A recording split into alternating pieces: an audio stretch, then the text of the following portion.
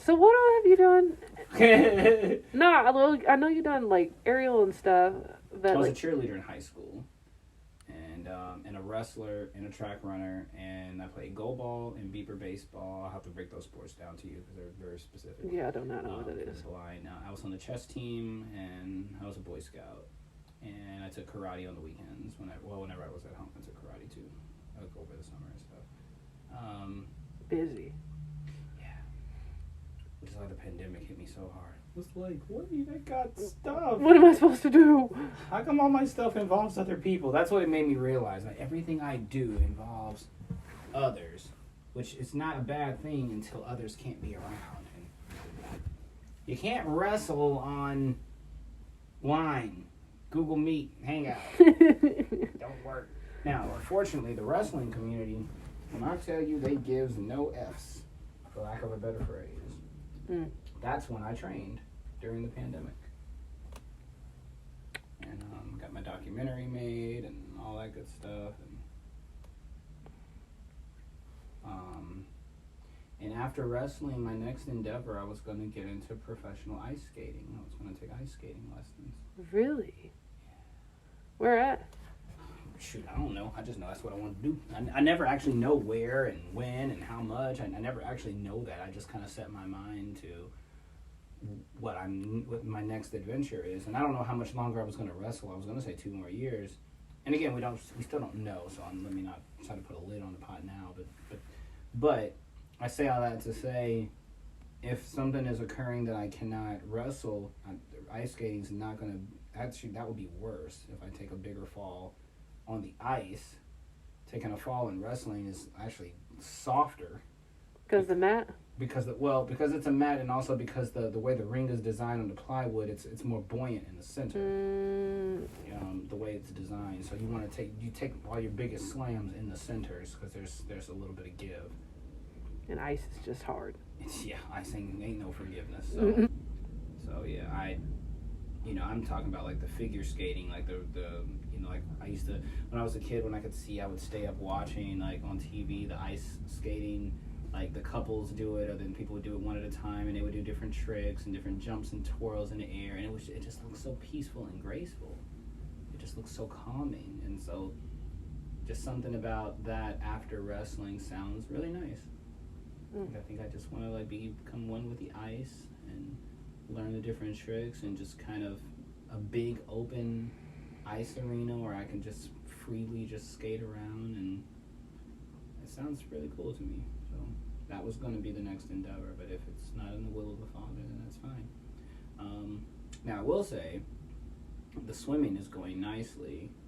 I'm at a pivotal point though where like we're starting to go to the deep end with like the water vest on my hips, like a little waist, belt thing to keep me afloat. Right. But it's making me a little nervous. I'm like, am I going to be able to, I want to be able to float on my own. I don't want this thing. We're just using it for right now while I get the hang of stuff. But, there's that great bit of discouragement. Like, so if I can, when I overcome, swimming is something I can continue doing and just make it more of a thing as opposed to lessons. That's low impact. It's safer. But everything I've done has always had about a maximum of 3 or 4 years. I feel like you've told me that. What do you think, like, causes that type of, like, expiration date or whatever? I think it's spiritually when I've made my mark wherever I was, or shined my light, and I've fulfilled the spiritual mission. And even though I don't see it, we're not in the spiritual realm. We're of the spiritual realm, but I'm not. I don't have the sight to truly see the spiritual realm to say, okay, I completed my mission. Now I know to go. I have to be told somehow, okay, Darren, you've made it to the end of this, and now, like when the pandemic hit, all the jobs that I lost that I was doing before that, it didn't make any sense to me that it got cut when it did. Like especially for some of those kids at the home of the innocents, like it really hurt my soul. I went home and cried. Because those kids ask us every week, you promise you're going to be back next Thursday at 12? You promise you're going to be back next Thursday? Because they're counting on somebody. Right. So when we went in there that Thursday at 12 and they said that we can't let you further past this door because of, the flu symptoms going around and, the COVID stuff and blah blah blah. All you can hear from the other side of the door was kids screaming and cussing out all the workers there because everybody who they were looking forward to seeing couldn't come in. And you can hear them, I don't care if I get sick, you know. And it wasn't just talking about like me and the other lady, not putting myself over. They were talking about just everything that got canceled for them. Yeah, man, it burned a hole through me. I said, you know, Father, why? You know, but I don't know why. And it's not my job to be upset at something I don't know. You know, it's like when our parents don't let us go to little Billy's house. They're not going to tell us that little Billy's dad is a sex offender.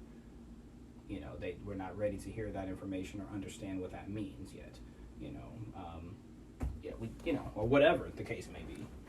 Or they're going through a divorce and I don't want them fighting in front of you or whatever. You know, we don't know. When you're a child, some things aren't meant to be told to you at that age because then you're going to go to school and say, my mom said, you know, so the parents have their reasons. I was going to ask you, like, when it comes to, because you said it, I can't remember exactly how you phrased it, but you said something to the effect of, like, I don't know how it's going to happen, and it reminds me a lot about, like, almost like manifesting, and I know that's more, like, faith-oriented on your end, but I guess I'm just wondering, like, I like how you said, like, when I set my sights on something.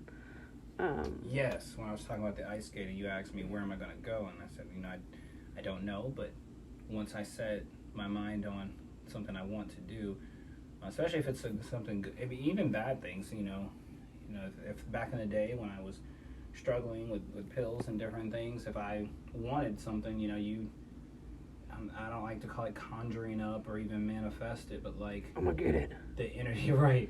The energy that you put out, like there is something to that. So I'm not saying I put out the energy to get hit by a car, but I have been putting out the energy over the last few months of asking the Father, how long would you like me to wrestle, or is this going to be you know, let me know if you need me to make any changes to anything, like whatever. So it's just kind of interesting. This might be the answer, so I don't know. But yeah, like even when it came to wrestling, I had no clue where I was going to go to wrestle. It found me when I put my feelers out, and even when it came to the documentary, somebody literally wrote me on Facebook and was like, you know, this would be a cool documentary to make. I wasn't really thinking about it, but I was like, oh, that'd be cool. Let's do it. Even clients. I prayed back in October because I was only having like one person a week, and because I had to cancel the website because all the pervs that were coming over, and it was very hurtful. You know, I don't want my business tainted. That's not what I'm about. I mean, what you do in your own personal life has nothing to do with me. But don't bring that around anybody that doesn't welcome it, that hasn't consented, or didn't even ask. You know, like I'd rather just outright ask, do you do happy endings? Like I'd rather just ask me. The worst I can say is no or whatever, because somebody's saying yes. Somebody out there is cool with it. It's each their own. Yeah, to each their own. I mean, you know. So yeah, so I just put it out there, but maybe I gotta put something else out there. Maybe this swimming is supposed to be more of a something. So the next thing, like the step. What is my next notch in the belt of Darren the Inspirer, his next adventure? You know, it's a thing. I just stepped on the phone. Oh, you're... I never know what my next endeavor or adventure is. When I was in elementary school, before I lost my sight, if you talked to me then, I would have never played sports. Really? What do you think changed? Losing my eyesight, because then I couldn't see to be the bookworm that I was. I put everything into books and comic books. I read, I drew, I painted. Like I would have been like a photographer, you know, maybe a blueprint artist, a comic book artist, graphic design, if we're talking about more modern day today. Like I would have been that kind of guy, like sitting in front of a computer, always with a briefcase, or at a coffee shop with a laptop, sightseeing to draw and recreate what I saw. Like I would have been that. I was not interested in rough housing with the boys and playing baseball. Like I had this concept that being a jock was for idiots, sports are for dumb people. I'm glad I don't, feel that way now. But So yeah, that's, I wanted to be an OBGYN, I wanted to be a lawyer, a doctor, I wanted to do all that kind of stuff. But when I lost my sight, man, I was very mad, but I couldn't be the bookworm. Mm. And it. How do you deal with that, like with your identity? Like obviously it had to change. I didn't know that you can be more than one type of person. It also was a struggle because, like, not having a father growing up, there was a lot about my identity I had no references for. Can you be a boy and not be rough? Can you be a boy and not want to punch on each other and not want to work on cars, and trucks and stuff like that? Like, back then, boys drawing was effeminate. Today, it's not. That has changed. Boys couldn't be cooks back then. Because you're 34 now, right? Yeah, 35. 35. So I was born in '88. So in the '90s, they had boys drawing and painting and coloring and. It was cool that I drew comic books, but I also used to draw houses because I wanted to be an interior designer. So I would, like, draw furniture layouts, like granite and moldings. Like, I didn't know those phrases back then, but I liked the design and structure of stuff. It's all still art. But when you're a young boy and you're in elementary school and all the boys are outside playing basketball and you're sitting over there playing hopscotch and double dutch and drawing with the girls, you start to make that a part of your identity, which really has nothing to do with your identity. Me wanting to ice skate doesn't make me a girl, and being a wrestler doesn't make me a man. Ooh. So yeah, So when I wanted to cheerlead, my mom was like, your uncles are gonna say no. Like, no, I don't think it's a good idea. So we made a deal. She's like, well, because she didn't think I would do it. She's like, well, if you join the wrestling team, you got to join the cheerleading. If you want to join the cheerleading team, you have to join the wrestling team. And I was so mad. I was like, I don't want to wrestle. It sounds stinky. I don't want to sweat it. Ugh. And those guys don't like me. I don't hang out with them in school. I don't want to be on a team with them. But I wanted to cheerlead. So I said, you know what? All right, fine. She was like, huh? So in her mind, well, you can't do both at the same time. Well, the practices were at different times and everything. So I did both. Bet. Yep. And it turned out great. I got cheerleading trophies upstairs and wrestling trophies upstairs from when I was in high school. And track. Track was and I've always been Mr. Opposite. So, like, in track, like, the shot put is typically for the bigger guys, right? Right. Nah, I love the shot put. I was the smallest one there. I always got, like, 3rd or 4th place out of 12 at all of our tournaments. So, because it's all about technique. I didn't need to be the biggest dog in the fight. I just had to be the smartest dog in the fight. How old were you again when your vision started to kind of fade? It's always been fading, but when it hit that point where I couldn't read or draw, like, I was like 12. So, like, how did you do track and stuff like that? Man, when I tell you the school for the blind is amazing. Oh, you went to the school for the blind. I transferred there when I was 12. I started losing that big chunk of sight at 11, and then I got transferred to the school January 2000. See, I didn't know that. Yep. And so when I got to the school, I had a major chip on my shoulder because I still had enough vision to kind of see, but not see. Like, it was a weird pivotal point. I'm like, I don't want to look stupid. I don't want this cane. I'm going to look like an idiot. But I didn't realize I looked like more of an idiot walking around with my head sticking How out. are you going to be an ableist when you were disabled? Oh, girl. I was definitely an ableist then. Oh, gosh. Yeah. That's so mean. Or stuff like, man, or the dorm parents might say, well, yeah, you can go do that, but take a total with you. Like, be inclusive. And we're like, my God. Well, some of us would be like, well, fine, I'd rather not go. Like, yeah. I mean, we were teenage boys. We were still just as uninclusive. Just because you go blind doesn't mean all of a sudden you're nice. If anything, you're actually usually quite the opposite. Like, I've seen some people lose their sight at 16, and that guy, he killed himself our senior year. He didn't even make it to graduation with us. He took some pills and drank some alcohol, and that was the end of that. I hate that. He died. He killed himself 2 months before graduation. We were supposed to graduate with like 11 people. We ended up with 8. One died of a heart attack because he had other concerns, and one killed himself, and one got hit by a car.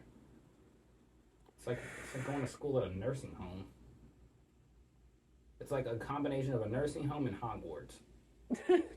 Because, like, your classes are so weird. Like, instead of potions, you got to take Braille. Like, instead of, broom class, you got to take how to use your cane.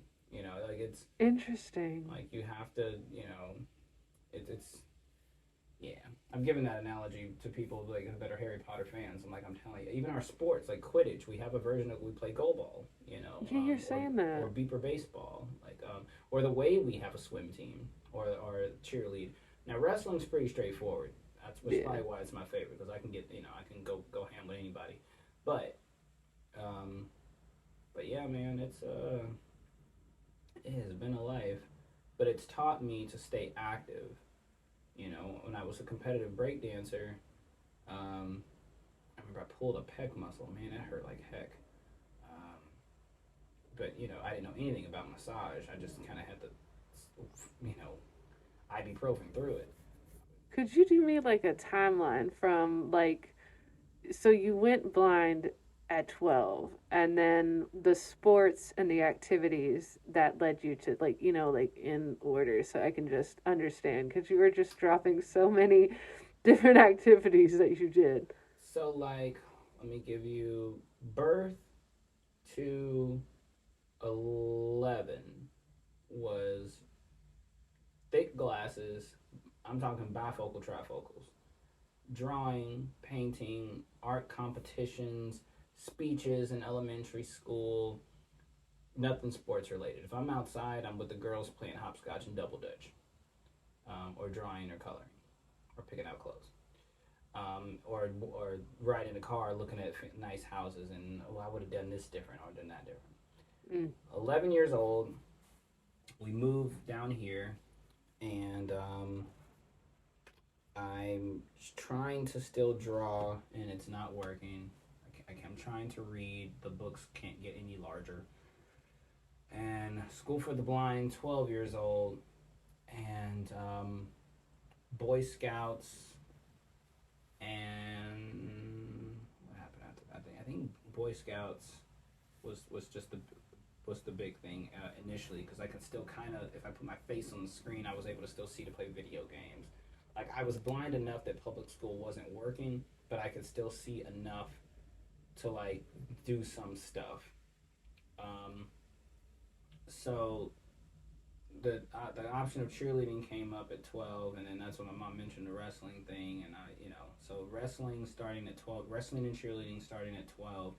Our gym class was designed to teach us adaptive sports. So I learned about beeper baseball, goal ball, aerobics, a little bit of gymnastics actually, and our gym coach, he's since then passed, but he was very good about showing us how we can do any sport anybody else can do. We just have to adapt it a little bit. So we had a much bigger ball for volleyball. We had a beeper on the rim for basketball. We learned how to play golf, which actually I'm not that bad. I'm not that bad at it. Um, all these different things. So that was from the age of 12 through 15, and like I said, I had enough vision to see what I'm not seeing completely, Mm. but not enough vision like to read or to draw or to make out a person's face. Um, and so I would say the wrestling really got good along the years. I won conference champion when I was 15 years old in 2003, 15 or 16. I won a cheerleading competition in 2006, a solo cheerleading competition. Um, I didn't win anything in goal ball or beeper baseball. They weren't necessarily my faves, but I was good at it. I was on the forensics team too. I forgot about that, where you do like speeches and poetry and stuff like that. So that was because I've always had a gift of gab kind of thing. I did the school plays. Um, so yeah, so elementary school, drawing, painting, middle school, therapy, needing to not be mad at God for losing my sight, but accepting the fact that this is what it is and that this school is crazy. Our valedictorian is a guy who's deaf and blind, and he's a freaking genius. Um, and then high school, I want to actually be good at the sports. Now that I know what I can do, I want to do it, and I want to do it well.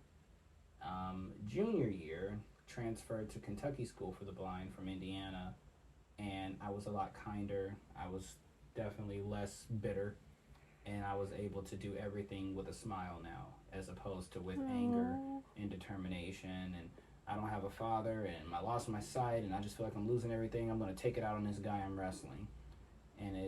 Which is why I didn't even wrestle my senior year, because I wasn't angry anymore. So my junior year, I was a cheerleader.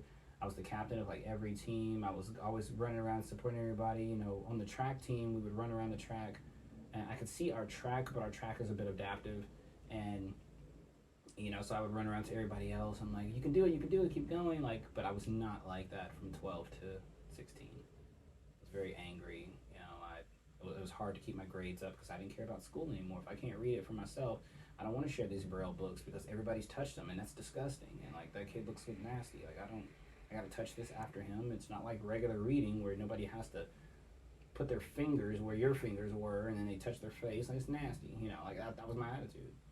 So my Braille is not that good. My Braille is decent, but it's not that good because I kept throwing the book. Like, literally, I got kicked out for throwing the book. Because I couldn't, because I wanted to read with my eyes. Because that's what I learned first. What do you think was like the big shift that got you to kind of be in acceptance and not be so angry about losing your sight? I was 16 and I was getting into a lot of trouble with just disrespecting adults, the concept of finding love and having children. Am I even going to be an effective parent if I can't see? You know, my family's poor back home, but my attitude is potentially going to get me expelled or kicked out of this school. And my mom said, you know, personally, I'm tired of driving from New Albany to Indianapolis to come to your events. It's a lot of gas. The Kentucky School for the Blind is like 15 minutes from here. She's like, we could transfer you before shit really hits the fan, you know, at the school. You know, I don't know how to help you. I'm not blind. You know, if I could give you one with my eyes, I could. I would. But I don't know what to do. And then I had a little brother and I had two sisters, and I just feel like, you know, I'm next in line of accountability. And so when she propositioned me with the transfer, you know, at first I was like, what about all my friends? I'm like, but you know what? My friends aren't going to pay my bills. My friends, if they're my friends, we're going to stay friends anyway. We'll find a way to reconnect. You know, we didn't have Facebook and stuff at the time. MySpace came out a little bit later, but, you know, I don't know how we'll stay in touch. We'll keep each other's phone numbers. It's going to be what it's going to be, but I got to do what's best for me. And if I have an opportunity to restart, which a lot of people say that, but they don't mean it. If I have the chance to do it all over again, if I just get a reset button, I'll do better this time. But I had to mean it if I was going to say it. So I said it. It manifested, whatever you want to call it. And I transferred to the Kentucky school, and I remember talking to the principal, and she said, you know, Darren, you seem like a really cool young man, but she's like, I gotta be honest, are you lying to me? Are you putting up a front? Because I got a letter from the Indiana school, and they gave me a book on you and your attitude and your behavior. She said, but that's not who I feel like I'm talking to right now. If you come to this school, are you going to maintain what you're showing me now? Or are you going to let what's written in the... She's like, I'm not even going to read all of this. I want to find out for myself who you are and who you are really about. Because I've talked to your mom. You have a remarkable mother, and it doesn't... This booklet doesn't reflect what I see and what I'm hearing from your mother. See, but I love that was it the principal? Yeah, the principal at the time. Yep. That she was able to see you for who you really are and not just like the anger you were feeling because of everything that had happened. Yeah. That's like a massive influence. What do you think made you like really stick to, like she said, like who you were acting in front of her and not going back into old behavioral patterns? Because I feel like I've struggled with that within my own life, and I feel like I hear that a lot with people where it's like, I want to do better, but I keep falling back into these old patterns, if that makes sense. It does make sense. I got tired of being angry, and I got tired of my anger resulting in consequences I could never take back. So, I mean, my attitude towards my piano teacher, my acting teacher at the first school, I mean, I was nasty to them. I've made teachers just bawl their eyes. I've made teachers quit for some of the stuff that I said.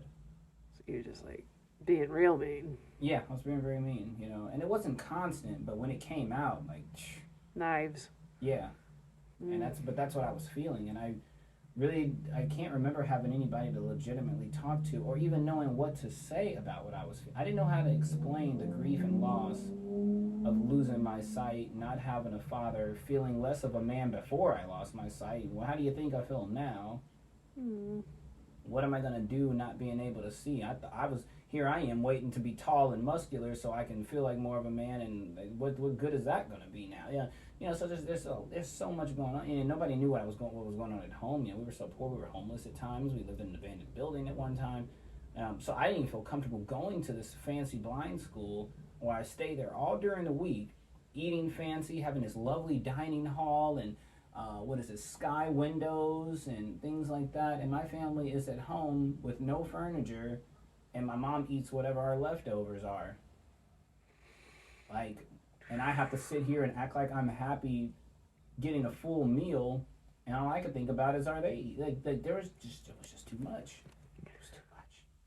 How are you? That's really heavy. And how are you able to kind of make peace with kind of like the disparity and like the misfortune that your family was experiencing, and like how did you kind of get out of like that mindset? Because that's like another thing I'm trying to figure out how to explain to people is like the poverty mindset is it's and I get it because I went through it myself. Like I was not raised with a whole lot of privilege.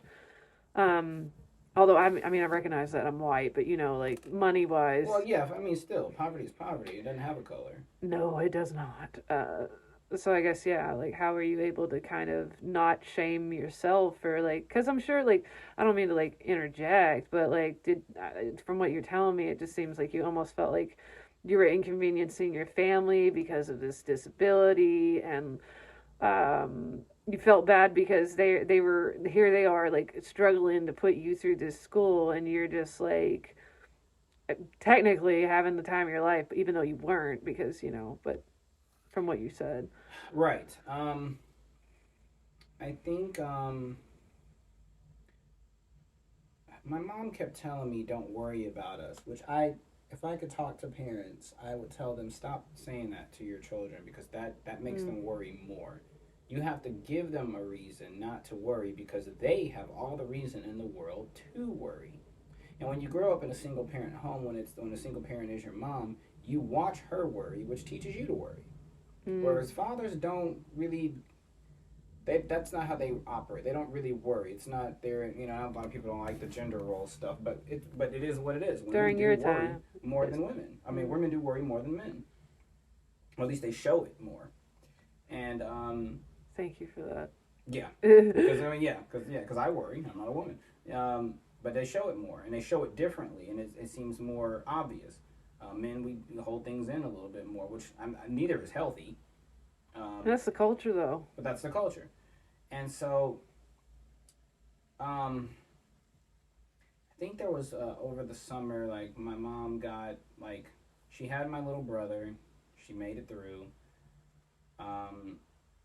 We got some furniture, and I think child support started coming in, and my disability check was coming in, and it made me kind of feel like a provider. Now, she wanted me to tell her every week, do you need money for school, to take some money with you, so you can get snacks, because in her mind, yeah, we're more comfortable now, we got more finances, I don't have to worry, I can actually put money in you all's pockets. But I didn't believe her. I can actually remember her saying this stuff, but honestly, Sarah, in my mind, no, you hold on to it just in case, because I'm still worried about being in poverty again. So I wouldn't let her give me very much money to take to school with me. I would get a job at the school. So in addition to all these sports and school and everything else I was doing, I would get like little jobs at the school, whether it be like helping as an assistant dorm parent for the elementary kids because I was older, whether it be, what else did I do? We had like a little student center type of thing where you can like take people's orders. Somebody's just buying some candy or a pizza puff roll or cookies or whatever. You can put some hours in there. When really we had enough money for her to just hand me money, but I wanted to make sure I felt better if she kept the money there and took care of the family. Like, don't buy me nothing. Don't buy. So I just, because there were times I would come home from school and she'd have a whole bed of brand new clothes for me. Stuff that we couldn't do before, like really nice clothes. Like I still have them. And that's another part of poverty. You tend to not throw stuff away. I wouldn't call myself a hoarder, but I've danced on the line. And so, so I come home with all these new clothes and like sometimes that was hard to receive and always like, can we afford this? Can we afford this? So fast forward all the way to a few weeks ago. I saved up a lot of money and I took my family out to a really nice restaurant and a limo ride because I got a buddy who knows a buddy who works for a limo service too. So. And it wasn't for no occasion or nothing. I saved up and I just wanted to do something nice for them, and that's what ended up it becoming. And so my niece, who's 8 years old, who's also learned of our poverty and things like that, and our with things have changed and shifted, right? And she asked during the limo ride, how can we afford this? Oh. And it crushed me because I don't want that mindset to embed and worry her as for what we don't have. And does this mean we're not going to eat for a while? Does this mean, because you don't know what kids are really hearing. They hear everything. Yes, they do. I don't know why people act like, we're keeping this from them. My niece remembers things from when she was like 3 somehow. I'm telling you, the weirdest moments. It is. It's always the weirdest thing. You were wearing a red hoodie then. Yeah, and like why that stood out to them, who knows? But it does. And so the fact that my niece, I never heard her say anything about what to afford. But she saw something fancy and automatically associated in her mind that that's not for us because we don't have it for that. Oh. What'd you say to her? I said, she said, well, how can we afford it? Where do we get the money? How do we get this? I said, Rosie, God gave it to us, and he can give us anything he wants at any time. Aww. We just have to be patient and be thankful. I said, so I just want you to enjoy it, because it's not happening all the time, but I just want you to enjoy it. Was she able to enjoy it? She was able to enjoy it. She was singing in the limo. She was dancing. She enjoyed herself at the restaurant. I let her order for herself. Oh, she asked... I don't know if this is a red flag or not, but she asked at the restaurant, do they have kids wine? Oh gosh. I said, what? Sister nudged me. She said, at home I let her sometimes drink juice out of a wine glass. I was like, okay. Oh, just making her fancy. Yeah, I was like, I still don't like it, but I'll deal with it, I guess. I'm big brother. I'll deal with it, I guess. And so I told the waiter, I said, if you could get her some sparkling water with like a splash of raspberry, put a fancy umbrella and put it in a really nice glass, make it look like a little something. And she loved it. She loved it. So we hooked it up. I was just a little alarmed at the question. Oh yeah, you were like, you got this kid drinking wine.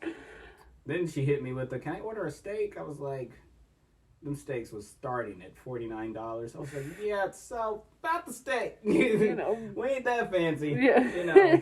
God didn't put that in the budget. That's it. Right. But I thought you could afford it, yeah, Darren. Right? Now I would have let her and my mom split it, but I don't think she really would have ate it. I think that she just want to be fancy. Yeah, and like she said she ate a steak at her dad's house. If she did, he grilled it, and that's a lot different. It's not, yeah. And for all I know, it was Salisbury steak. I'm just not sure you're really gonna eat that. So, and they didn't have lamb. I would have gotten people lamb chops. Would have been a little pricey, not as pricey as a steak, but they didn't have it that day. But she really liked what she got. So, the food really was good. What got you out of being in that mindset of I'm poor and that's how it's always going to be? Started noticing how other people dealt with what they don't have. So like there were other kids there that had different struggles.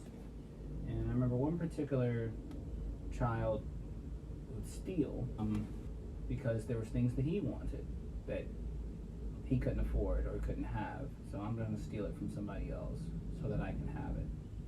And I remember thinking, I don't want something so bad that I'm willing to steal for it. And then there was another kid who, he just had this. He loved his dad, but his dad was kind of always disappointing him, but he didn't realize that. Like, his dad would build up these big events, these big things that would never actually happen or occur, and he wasn't realizing it yet. And so he would say things like, yeah, well, like the school for the blind was like, would find different things for us to do. Like, one time they took us to this play downtown Indianapolis, all these big Christmas trees and lights, and we got to ride a limo there because the school like would get different donated stuff, like just because of the type of school we are, right? So I got to do some really fancy stuff at this school. And so when we got to go, the boy was like, well, I'm not going to go because my dad's going to take me on a limo ride, and we're going to have a great time, and it's going to be better than you all's limo, and blah, blah, blah. But I understood that he really wanted certain moments with his dad, which is not a crime. But he was willing to sacrifice not attending with us because he wanted that first experience with his dad, which, again, not necessarily a bad thing, but given the type of father he had, it wasn't going to work out that way. And so in my mind, I learned that just because you're not the one paying for it, just because it's not with who you may prefer, you're not sitting next to the girl you like or whatever, don't not enjoy the moment because it's not the way you wanted it. That part. So I start, because I had moments where like I didn't feel right getting in this limo, and my family's not getting to enjoy this. But my mom would tell me, no, enjoy yourself, and you can come home and tell us about it. We'll have times to do stuff. We'll be able to do. Don't worry. And all I did was worry. And I thought about that. I worried myself sick. I didn't like, and so the other thing is I didn't want any regrets. Regrets don't have a price tag. Ooh. Yes. So say it again. Regrets do not have a price tag, and you will find yourself saying no to something, whether it be the price tag deterred you, which you still regret, or the price tag just changed your outlook on it. So like, I had an opportunity for free piano lessons at the school, and I didn't take them because I was worried my mom is not going to have anybody to help her drive to Indianapolis. And if she does get to Indianapolis, my little brother is a baby. He's going to cry during the performance. She's going to have to go change his diaper. She's going to miss when it's my turn to go up. Is she really going to be there? She'd always try. But if she couldn't, she couldn't. Because it was far away. Do we have the gas money? Is she going to be? So I worried it so much that I would just sit in the class depressed. Because in my mind, what's the point? The family I have is not going to be able to support it. So I don't care because nobody else cares. Because nobody can care. Because we can't afford to care. Sorry. Process. And there's a picture of me when I was 14 sitting at a piano, but nobody knows the story, like why I looked the way I did in that picture but me. I remember I went to this party. I went to Catholic school when I was younger, and so obviously it was more expensive. And I remember I got invited to this birthday party. Like I think the girl had to invite everybody to the party. Okay. Like all the girls. So I don't think it was just because she wanted me to be there. It's one of those things. But I remember that all I had was hand-me-downs, and I didn't even have like a cohesive outfit. So when I went, I remember I don't think I'd showered. So not because I didn't want to, and I was in like kindergarten, and I was wearing this oversized sweater and these like completely opposite color sweatpants and these raggedy shoes. And I remember the mom opening the door because it was this like fancy neighborhood, and she just like stared at me. And I think that was like the first time that I understood like the difference in like income and wage gaps. Was right there when I was like 6 or 7, and this woman was looking at me like, who's this poor kid on my porch? Are you lost, little girl? And I remember her asking me the next day, it was her mom again. I don't think she was trying to be mean or anything, but she was like, don't you have another outfit to change into? And I was like, no. And that messed me up. Wow. Yeah. Because nobody knows how children is interpreting these little things, these little things that ain't so little when you're little. I remember when my little brother was born, because he's like 12 years younger than me, so by the time he was born, we were nearly in the same state of poverty that we were in before he was born. So he always had nice clothes, like, that weren't from the Salvation Army. Like, my mom would find us nice stuff at the Salvation Army, but his was always like fresh off the tag, off the rack. Like, now, he's not spoiled by any means, like, not an arrogant kid, but in fact, quite the contrary. He would come home and be upset and tell my mom he saw a poor kid, like, but he didn't know how to phrase it. He was like, this kid always has the same jeans on and they don't fit no more, and like his pants are flooding and his outfits don't match. Like, but he wasn't talking crap. He was just concerned. Like, and so, what him and my mom did together was every time he grew out of his clothes, that she would have him to get the phone number of whatever child was, struggling, or obviously struggling, and then she would get a hold of their mom and donate Todd's clothes to him. And then Todd, he's good about keeping his mouth shut. He's not going to tell the other kids at school, hey, he's wearing my old clothes. You know what I mean? He's not that type.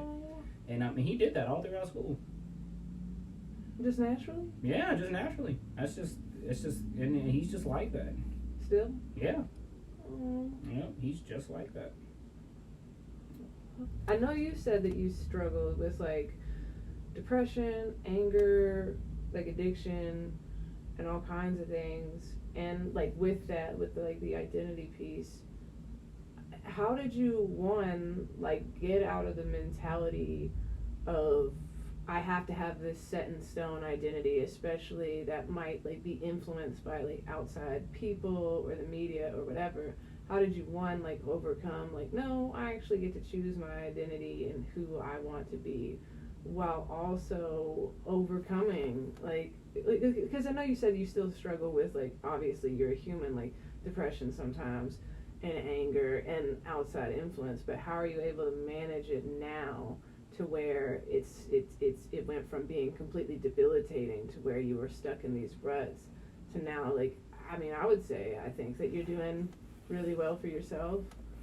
Thank you. And I would say that accepting the things I can't change, and also just accepting the fact that there are things that are going to happen in life that's going to change directions, and if I allow myself to get upset the way I did when I lost my sight, I'm going to lose more with a bad attitude than accepting what I can't change and just trying to make peace with it and roll with it.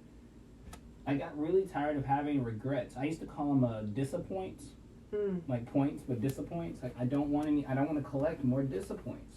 Oh, like a game. Like a game, yeah. Little tokens. There's too many freaking disappoints. I don't want any. It's one thing when somebody else disappoints you, but when you disappoint yourself, you beat yourself up more because you're stuck with you. So how'd you get over the shame of collecting those disappoints? I just have to keep telling myself the only person that's causing this is you. You're the problem.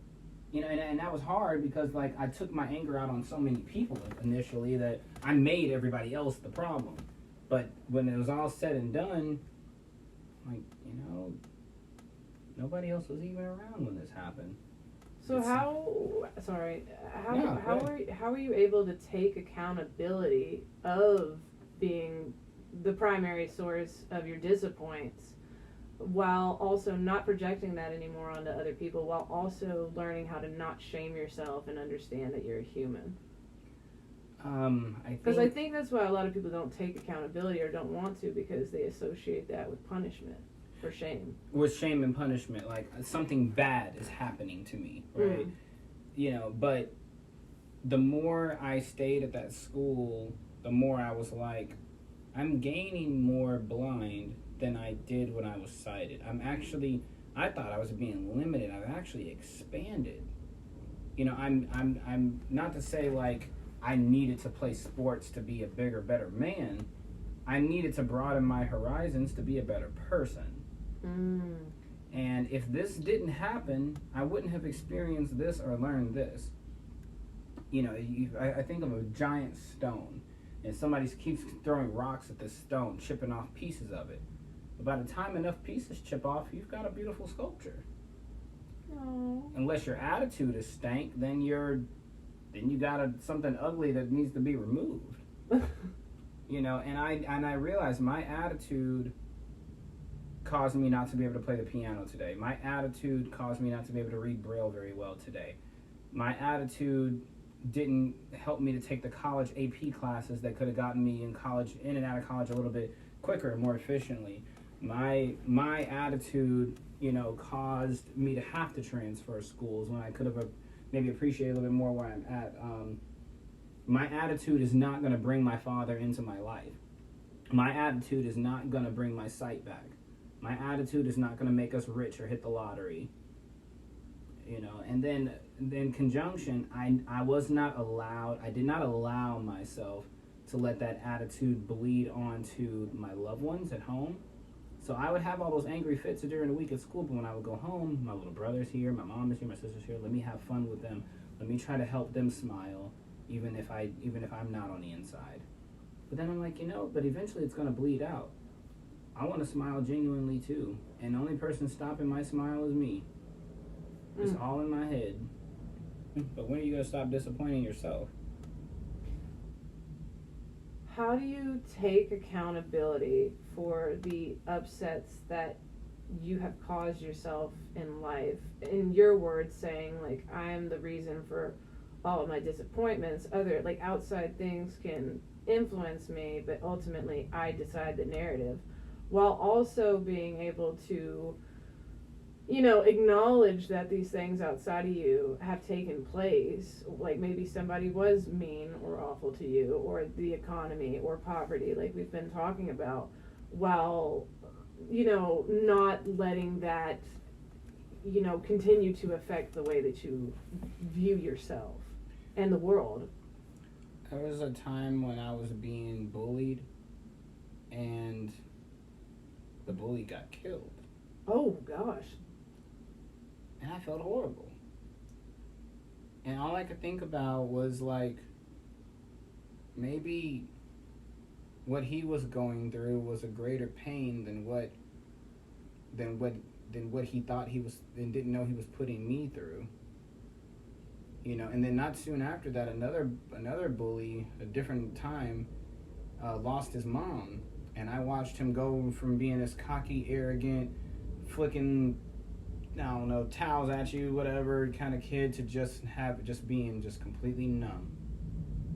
And in my mind, I thought I'd actually rather have the old him back, even though he was obnoxious, because at least he was alive. He's like alive now, but it's like he's dead. I didn't want that.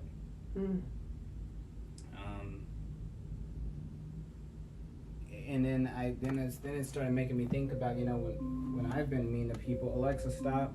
When I've been mean to people, nobody knew what I was going through, and it doesn't necessarily make it right. But what would I have done if somebody just said, Darren, are you okay? Somebody that I can receive it from. So I started kind of handling bullies a little more there, and which is why what got me into social work, years later. I started just asking more questions, or laughing with their joke. Because a lot of people who bully, there's an anxiety with them that they already don't feel accepted, so they need to try to make you reject them quicker so that it doesn't hurt as much.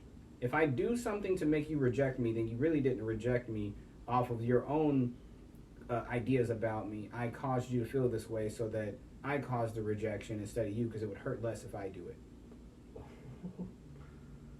So being able to see, like, empathy through Yeah. your own experience being a bully, from your own, anger or experiences, or and then being able to see that these people are just, they're hurt, and not giving them like a pass for that hurt as a means of being like, oh, well, it's okay that you're being horrible to other people, but as a means of saying, well, how are we even going to get these people to change if we just keep giving them this identity of a bully?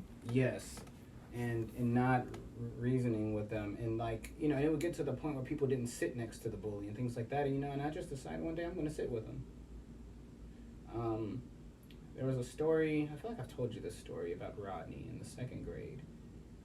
Rodney was a fat kid, because back then you got fat shamed really heavily back in the day.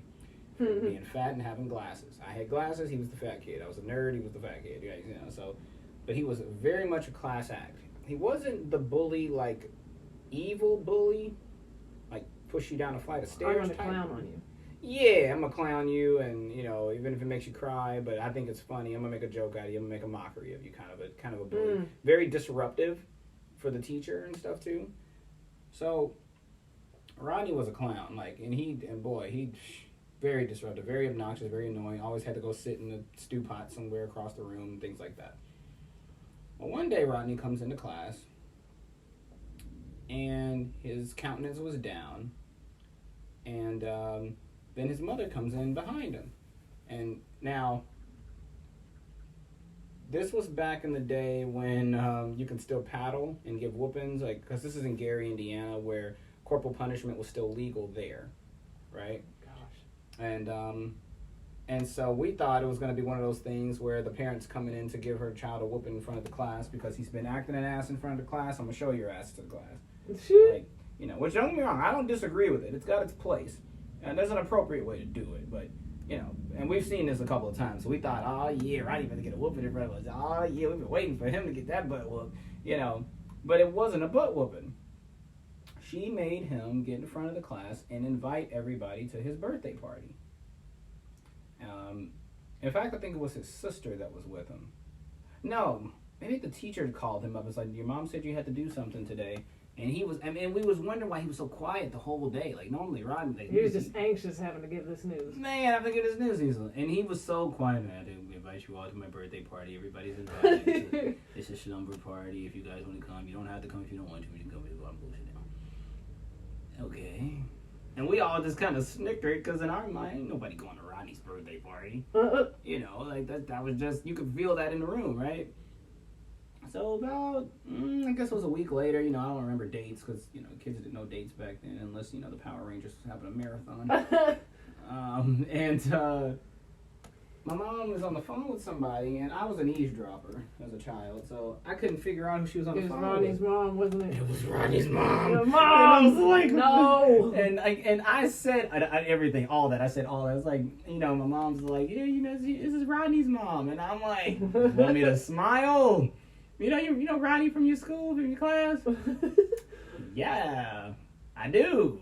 I don't want nothing to do with him. What the hell you want to phone with his mom? You know? And so at some point I get slapped because I'm just doing the absolute most. My voice carries. And, like, you know, basically shut the fuck up, you know. And she gets off the phone. She's like, okay, what's all you okay? Look. You're gonna be going to Rodney's party. You're going to Rodney's party. He's like, I don't want to go to Rodney's party. Like, maybe he just needs a friend. Like, I don't need Rodney's friend. He don't want no friends. And we drive over to Rodney's house, and I am being an absolute ass the whole time. I'm like, Mom, he's a bully. This is bullshit. This is some bullshit, man. And so we get to his house, and my mom's like, where's all the other cars? Nobody came. Oh. And then I was like, oh. She said, well, now I feel bad. And my mom was like, well, look, she goes, well, you know, we don't really do slumber parties because, you know, I don't know if he's got a brother or a dad or, you know, we're just stranger danger stuff. And we're just a little more cautious about that stuff. And it's Gary. So, it's some horrible stories. We didn't, watching the news there is way better than Jason. Any day. No, you're fine. So, you know, we realized nobody came. Rodney's face is down, and then his mom's like, hey, Rodney, somebody's here. You know, I'm thinking I'm the last person he wanted to show up, and I'm not one of the cool kids. But he was just like, you know, hey. And I was like, you know, hi. And so now I'm being kind of nice, because now I feel like crap. You feel bad for him? I do. I feel bad. I feel horrible. And then, you know, my mom and his mom were talking, and his mom's like, Rodney, why don't you invite, you know, Darren back to your room, you know, show him your stuff. And, okay, Darren, you want to come back here? You know, we're on our P's and Q's. I go back. He's got a Nintendo. You're like, oh? I was like, oh. And there's 2 controllers. You don't want the smoke. You know. He's like, and then I see all the games he's got. Because I was a big gamer when I could see. I love video games, like, especially the PvP fighting games. Next thing you know, we cutting up playing video games. He's not a sore loser. That helps. It's my game, and Rodney's not that bad. No, Rodney was not that bad. We had a great time. My mom ended up saying, you know, she, you know, scoped the house out, scoped the premises. She's like, his mom's like, yeah, I rented some movies and things. we had an excellent time and ended up being really good friends from there on. And it's stories like that, and like the boy whose mom died, and the boy whose brother got shot, and all these other things. Like, I had to remind myself, people are going through stuff, and they don't know how to handle it no more than I did. And like, who am I? You know, Michael Jackson. Who am I to be blind, pretending not to see their needs? Oh. So even at the school for the blind, you know, I've watched kids come in and out of there who lost their eye playing with a slingshot, who lost their sight because they accidentally sprayed a chemical in their eye, or they had a tumor, you know, or just so many different things. And I'm like, you know, they didn't have any regret. They were living their life, and they're still trying to live their life, and some of them didn't. So a lot of more often than not, they either killed themselves, fell into depression, started doing pills early, drinking, sex, and most people don't come out of it. And I'm like, I don't want to fall no more than I've already allowed myself to, because it's not what happened to you that made you fall. It's the fact that you allowed yourself to fall because you got nudged. You can still stand up, fight back. You know, I just got tired of having regrets. Like, there was so much, like, I think about it. There's so much I should and could be better at that would help me in a lot of aspects of life that I don't get back because of my attitude at the time. And now, everything I have now is because of my attitude. That's now positive. It works the same either way. So you said that your attitude being more like positive and more like glass half full now has gotten you like the things in your life that you appreciated, as compared to when you were looking at life as like gray and dim and everything's hopeless, like things did not go the way that you would want, because your attitude was a big proponent as to why, you know, and as soon as you shifted that, that's when things kind of changed. That means I agree, sorry. Hebrew, sorry. But I guess my question is, like, how are you able to like regulate your emotions in a way to where you can still, because like I guess when some people hear the word positive, they think like, oh well, I just have to be positive all the time. And one thing that I've been like trying to describe is like being high vibrational doesn't mean that you don't get sad or angry, right? But like it just means that the narrative around those stories is different. So like how were you able to, you know, acknowledge that yes, I have to change like my attitude, quote unquote, but like how were you able to do that without like spiritually bypassing, and you were still able to acknowledge the upsets in life? You know, you have to have patience with yourself and be okay with the fact that you're human. So for example, I got hit by a car about 6-7 years ago, maybe about 6 years ago, and I was pissed because at the time I was in the circus. I had a big performance coming up. I had just got over a bus accident where I fell off a bus. Oh my gosh. And you know, and I'm like, man, here we go with another retraction. Like, as soon as I get close to something, you know, boom, I get hit by this car. Now, granted, I was in the car doing stuff I wasn't supposed to be doing, but so I took it as a punishment. And for 2 months, I had to quit my job. At the time, I was in sales of heating and air conditioning. I was making pretty decent money doing that. The schedule was convenient. Everything was quote-unquote going my way, right? Right. And I get hit by a freaking car. And hit and run. Never got nothing from it. After punishing myself first and accepting the fact that, you know, I'm sorry. I should have been in a better situation, you know. After accepting like that I can't change this, I'm not gonna recover anything. It is what it is. So I gotta accept that because there's nothing I can do with it. Then the next process was the grief and loss of my job and the schedule I had and the activities I was a part of and just all the things I was doing. It's just a no-go. Similar to potentially now. Not everything, but, you know, enough. And so then I said, you know, I get to a point, because I've trained myself after going through so many different things, I've trained myself to get through these grievances a little quicker, right? Because for some people, that initial punishing yourself takes years. It never stops, or it maybe just takes years. I got mine down to about a month, I suppose, right? And then this recent accident, not at all. I knew I was not doing anything wrong that I wasn't supposed to be doing, and that things happened, and I immediately celebrated, thank you, Father, I'm alive, and my brother's alive. You know? You were able to turn it into like a blessing. Yes, but it takes time. Like, I've had to train that. Like, now it's a little more instantaneous, but that car wreck years ago, it took me a few months. And so then all those thoughts eventually circled back around to, okay, this is what I've lost. This is what I cannot do. What can I do? And what can I gain from this? So it's seeing what you do have control over, even though something hard has happened. And that's how I found massage. Huh?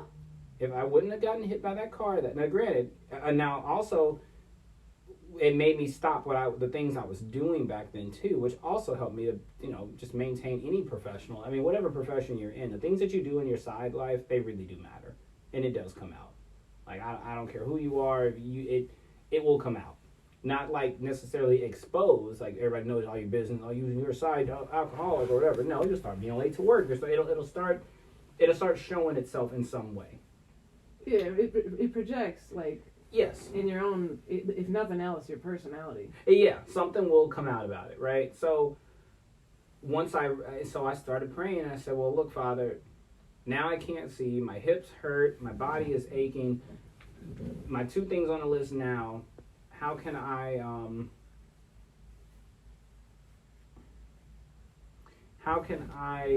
remedy my pain, the pain that I'm in, and what job can I do now where I don't need a sighted person's help? I just need me and my own two hands. And I wasn't even thinking about massage, but I was just like, what can I do now? And that's when that started with him telling me to go to school for massage school. And I didn't want to do it.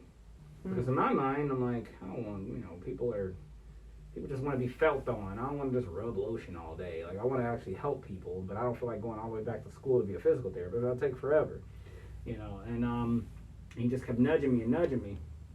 Not only was he nudging me, but provided me the money for it, the table, the everything. Like, everything just started popping up in my house for me to go to massage school. Until I even get to the massage school, and I was like, well, I don't have anywhere to get in here. And then the girl next to me nudging me, she said, hey, I live real close to you. I'll we can ride the class together. And I was like, so that was like one of those examples of, like, you had your sight on something and the universe was like, hey, I got you. I got you, yes. And and I repented, for my behavior and things like that. That does help.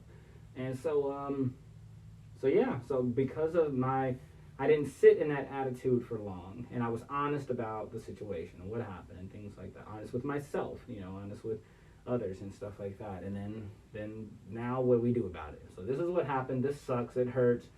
This freaking is not cool, but now what?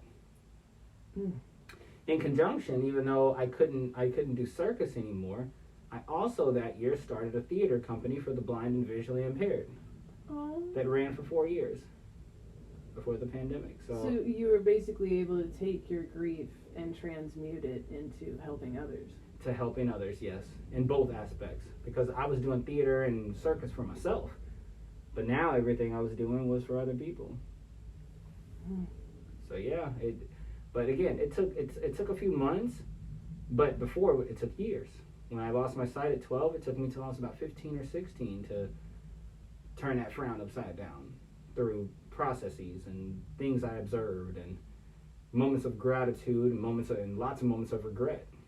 So you feel like learning how to process your emotions and grief is more like a skill, and the more that you can stop resisting feeling that grief and allow yourself to work through it, the faster you are. Not that it's like a competition. No, but I'm faster at it now because I've trained my brain to not so again, this recent car accident. Sit in it. Exactly. I didn't even have time to sit in it from this recent accident because I was so thankful to be alive. Yeah, and that all my brothers came to visit me and love on me. They didn't come over. So you could have seen the aspects this has put me out of I can't massage anybody for 2 months or right. 2 weeks. That's this is about 2 weeks.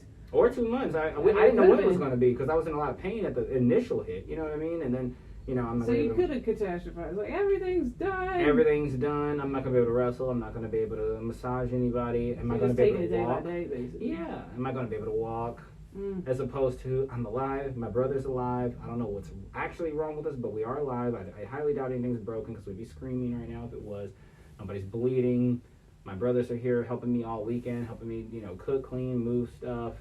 Well, might have to clean. May not have the greatest at cleaning. I'm going to retract that one. They do better than what I could do, but ain't too much of a But you stretch. had people. Like, I had people, yeah. You were able to see what was going well for you and still grieve it, but be like, you know, like, I'm here. I'm here. And I'm I made so it. happy that you have that kind of, like, love and self-awareness. Thank you. It took time. And people for you as well. But, like, even that, like, you had to build that community. I had to build that community and those connections. These weren't brothers that I haven't heard from in 2 or 3 years. These are like, man, I just talked to you last week. You all right, bro? You know. So, and, you know, and even the swim lessons. Like, I had opportunity to get my swim lessons back in middle school when I first went to the school for the blind. But I was so scared of the water and just, I don't know, just petrified. I squandered it, you know. I mean, don't get me wrong, I didn't squander everything. I became a good wrestler, a good cheerleader. Those skills have, like, you know, come back around a day. You know, I didn't squander everything. But the things that I did squander, it was because of my attitude. Or fear. Fear, doubt, worry, and negative, and anger. Those are the things that kept me from being an already great swimmer today. An already great piano player today. So You know what I could have done with being a piano player? You know, you can actually just go to places that have pianos and they'll pay you by the hour to just play piano while people are dining and things like that. Nice little side hustle. Oof. If I was good at computers and learned to talk in computers instead of rejecting it because I don't want to, you know, whatever, I could get a computer job on the side here at home doing like medical decoding or something. If my Braille was good, I could be a Braille proofreader or a Braille teacher and make really good money doing that. You know, so there are so many things I impoverished almost myself because of what I threw away. Now, would that have led me to massage? Maybe, maybe not. Would that have led me to theater and performances? Maybe, maybe not. Similar to when I could see, I was just only focused on drawing and painting and reading and being a lawyer, that maybe that wouldn't have made me a multifaceted person today. Or maybe I would have been more arrogant if I stayed all bookwormy, smarty-arty. Maybe I wouldn't have been a compassionate person. So you feel like these events were like what was able to lead you into your life now, and you're able to like transmute that energy more quickly and effectively towards seeing what it could be for you. Exactly, because I wouldn't have known. I wouldn't have gotten into wrestling if it wasn't for the pandemic, because I was too busy to even think about it, to even consider it. I was doing, and then one of the things I was doing was marvelous. You know, working with the children, the Home of the Innocent stuff. I was doing massage. I was doing theater and everything. Everything was going, my own theater company, but it was time for another change. So the pandemic hit. All my jobs canceled, and somehow I found wrestling, or it found me. And for the last 3 years, that's been what's kept me from being as depressed at times. You know, because I got something else to do. It's so nice that like you're like excited for like the next, like you're able to see like, I mean, it sucks that I can't do wrestling now, but like now I can do something else. Right, now here's the what kicker. A way of thinking, though. Thank you. Now let me give you the kicker. Here's where the struggle is. Let me give you the struggle now. I think I may have broken this down to you a little bit before, but now there's a true life example now. Yes. In high school, did you go to high school in Kentucky? No. Okay. I went to Indiana. Okay, well, in high school in Kentucky, they have, like, your finals stuff for your senior projects, blah, blah, blah. Anyway, you're graded on a 4-grade scale. Either you're a novice, apprentice, proficient, or distinguished. Okay? Distinguished is like you're so amazing that you could write the book on the book. Like, you rewrote the book. You got this. You got this. I will tell you that massage is the first thing in time I have ever felt distinguished at something. I think you're great at it. Thank you. And that's the first time I felt distinguished at something. Most of the things I do, like I said, it's about 2, 3, 4 year mark, and then something happens. Something switches gears, and I never feel like I make it to that distinguished level.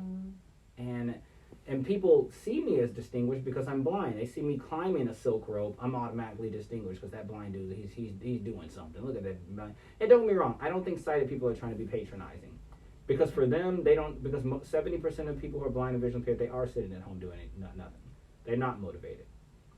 Most people with disabilities. Well, and that was something I wanted to bring up, if that's okay. Yep. Is like, I feel like, because I've never really had an answer when I get like comments or questions about, like, people will say, like, I really want to work on my mental health, but like I either have this chronic illness or I have this disability and I just don't see the point, and I just wonder, like, yep. What do I tell people, or like what advice would you have for people who might not be able to like walk or might not be as physically able as you, but being able to say yeah, I do have a disability, but like, stop setting your own finish line. Oh. And that's exactly what I was getting into with this. My finish line for wrestling, I wanted to win a wrestling belt. I wanted to be the first blind wrestling champion. There's other blind people that have tried wrestling, but I feel like I've gotten the furthest. I've had other blind people support me in it who were also trying to get into professional wrestling, and I made it further. But I wanted that merit of the first blind wrestling champion. That was my finish line. My finish line. You didn't let other people tell you your finish line. No, I didn't. But even with that, don't let other people tell you your now. Okay, let me retract. The first time I took swimming lessons a few years ago, I let the lady that was teaching me determine my finish line, which means I never got to the level that I wanted to. Her finish goal line for me was teaching me how to do the strokes and like how to physically put together these motions, because I can't see the motions to depict them. I see her point, but my goal was to be able to survive in deep water and be confident and relax in deep water, not have to keep having her husband come out and stay out there with me to make sure I don't drown. My goal was to not need that, but we only got as far as the goal she set. Now, don't get me wrong, I'm not mad at her, but that was her goal for me. Now, my goal was to just be able to survive in deep water. I'm seeing now that through this instructor I have, I don't think my goal or her goal is going to be the what you call the universal goal or Yah's goal. I think it's a greater goal in mind that we don't see. For example, with the wrestling, yeah, my goal was to win the championship. I'm going to need more time than that without injuries. And if that's not in the cards, then wherever I'm at now, where I have to drop it, just like I had to drop the circus before my first big performance. I had other performances along the way, but they were like novice apprentice. I never get to reach the proficient or distinguished level that I see as my goal for everything I've done. And it's frustrating. And so a lot of people with disabilities, for them, why even start if I'm not going to get to reach the level I want? Why go to college for a PhD if my disability is going to stop me at bachelor's? I don't even want the bachelor's.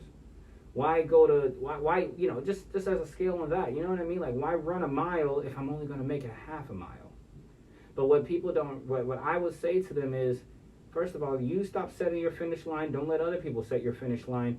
Don't worry about a finish line. Just run the race. Just try it. Just try. And however far you get is as far as you were meant to go, and it's further than if you didn't start at all. Say it again. So much further than if you just did not start out. You're at home with no strides in this race. Oh. And if this race is, because the problem with people in this race in their mind is that they're racing by themselves. No, you're not. You got so many other people that you're running this relay race with. It's not meant for me to run this whole mile by myself. I just need to pass the baton to you so you can go as far as you can. And then you pass the baton to the next person. And they can go as far as they can go.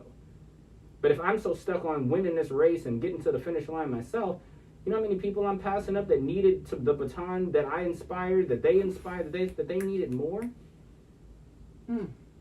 So yeah, even with the swimming, I'm not going into with the mindset of what my goal is. The wrestling was I would say the last thing that I put my own goal on it. And after that car accident, I had to. And even like I told you a couple of months ago, I was asking the Father, like, how far am I meant to go this rest? Am I going to make it to and then this wreck happens. That might have been him answering my question. It might be time to, hang up my cape for wrestling. And whatever is next to come, it just might be what's next to come. And if I sit around upset that I didn't make it to my finish line, I won't even start the next race. I won't start the next race, and then I didn't even pass the baton to the next person. I overlooked them because I'm stuck on Maybe you're not supposed to be the one to go across the finish line. Just like what you're saying, if you're passing the baton, like if you're the person to start the race and inspire someone else to do it, then maybe they're the one who's supposed to. Maybe they're supposed to do it. Now there is some ego there, because like I want to be the one. I want to do it. I want to do it. I want that merit. I want that accomplishment. But because I look at people like Stevie Wonder, and you get online and the first blind man to go skydiving, the first blind man to climb Mount Everest, the first I'm like, well, what do I get to be the first at? But really, it's all vanity, as the scripture says. It's all vanity. I mean, yeah, sure, he gets to call himself the first whatever, but I don't know what else he deals with or struggles with. Right. And does it really matter? At the end of everything, what really matters? Your peace. Your peace, how you affect other people. And if somebody, somebody says, man, you should have a great YouTube platform. You should have millions and millions of followers. Yeah, sure, maybe coulda, woulda, but like, if I don't have this platform, does that mean I stop inspiring others that I just meet here and there because I would rather have a platform to talk to everybody? Maybe I'm not meant to talk to everybody. Maybe not everybody will receive. Maybe not right now. Maybe not right now. And maybe not ever. But does that matter as much as the person that's in front of you in the moment? It didn't matter that 20 of my brothers didn't come over. The 4 that came mattered. Ooh, that's a good question. Because I think even you telling me that about like that advice for like disabled people, I think even fully able-bodied people fall into that same like kind of like rut of being like, why even try if I know it's not gonna like. Exactly. But just the advice on what you were just saying. Oh, like I feel like we live in a culture of like it's not enough. I need it's more. Not enough. And how do you overcome that? Because just like you said, you had to deal with ego and not being the first person to do something, or having to pass the baton so somebody else can have the shine.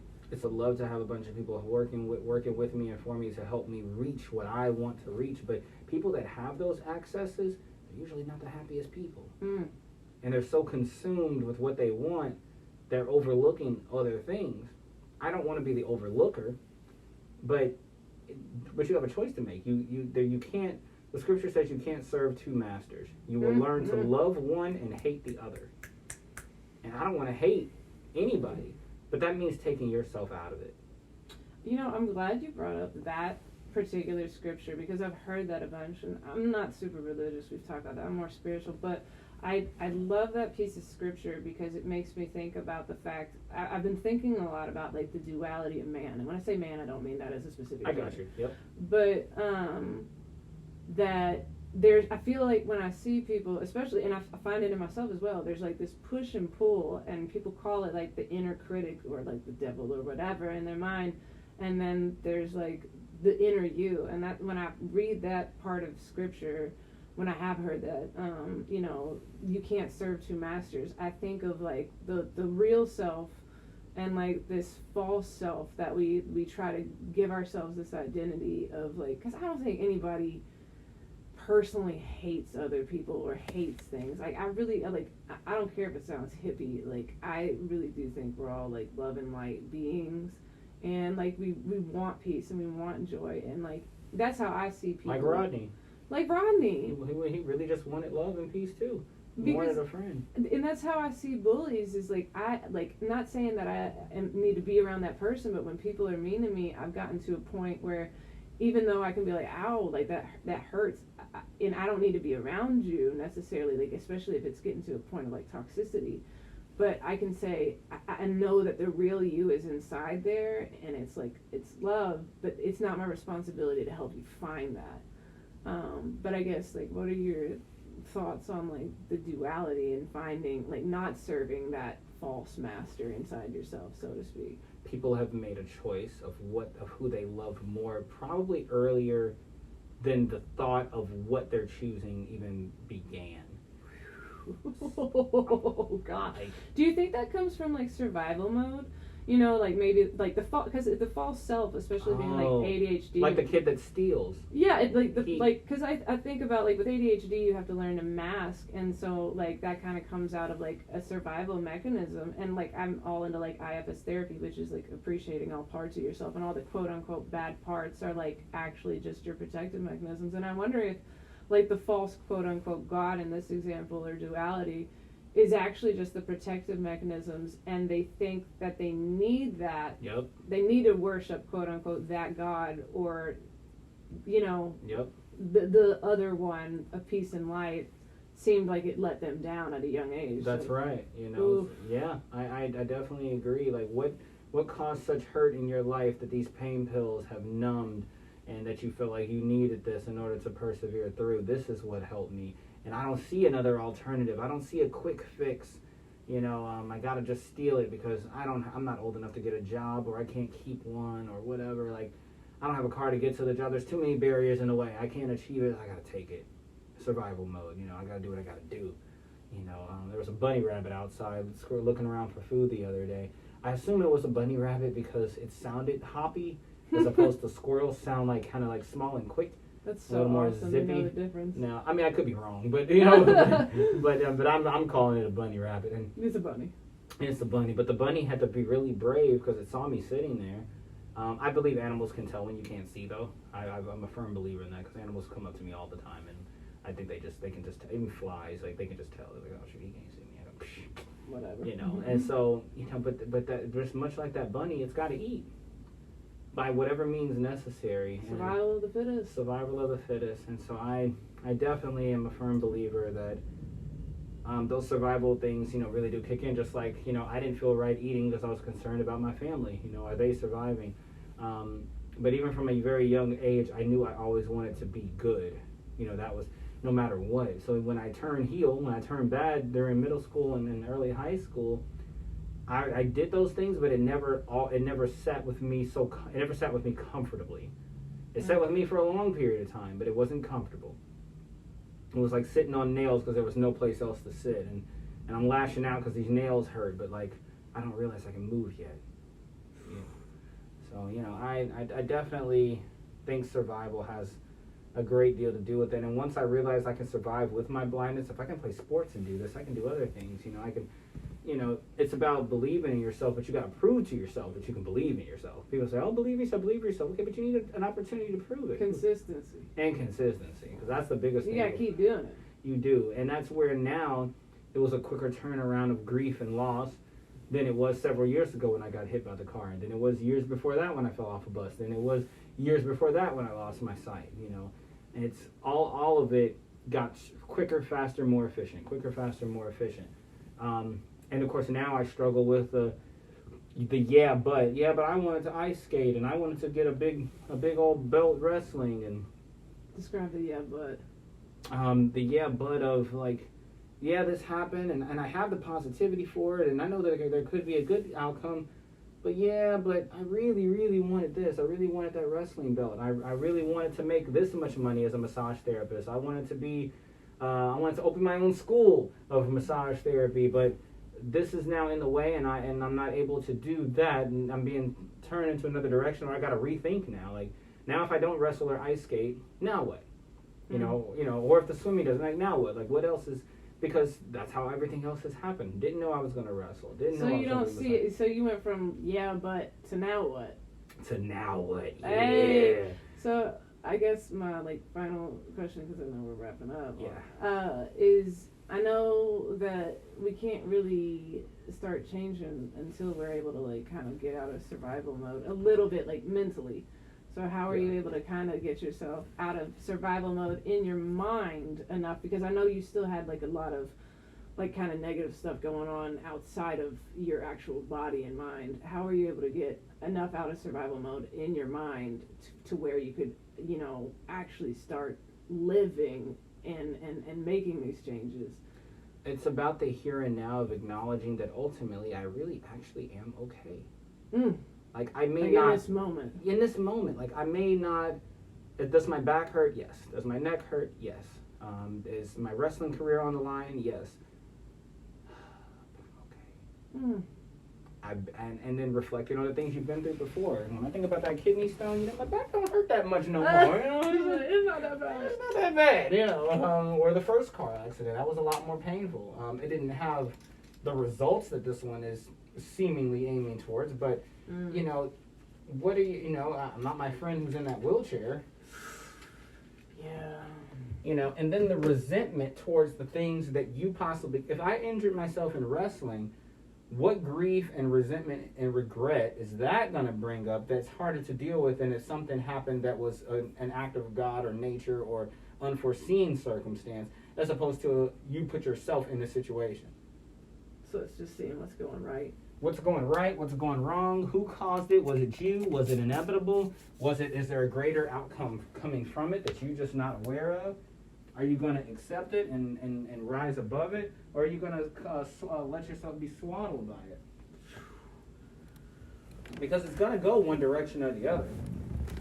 It's not going to stay stagnant. It's either going to consume you and take you down, or it's going to encourage you to stand your butt up. Thank you, Darren. And